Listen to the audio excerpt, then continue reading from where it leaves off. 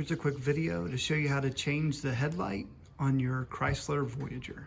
All you're going to need is this bulb right here, 9005, and I got a link below in the description for you. No other tools are required.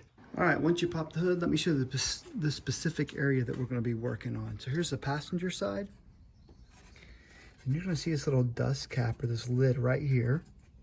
Same thing over here on the driver's side. You got the battery, and then right here is this cap. This is where we're going to be working today.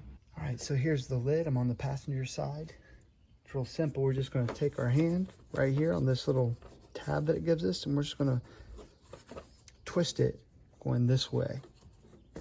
Just like that.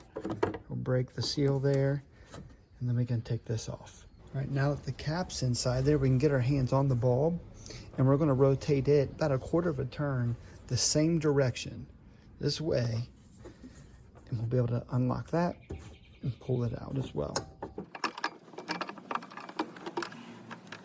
Now to remove the bulb, you'll see this little tab here. We're just going to pull up on this tab, and then it'll slide right out. Just like that. All right, next is to install the bulb. I'm going to make sure that this tab right here, it's kind of like the bottom side of the light, you have it facing up so it can go over this tab on the connection, just like this. You hear that click, making sure it clicked in place. Next, we're going to place the bulb back inside, but this time when it's in place, instead of going this way to loosen it, we're going to go this way with the turn, about a quarter turn, and that locks it into place. The final step, we take our cover,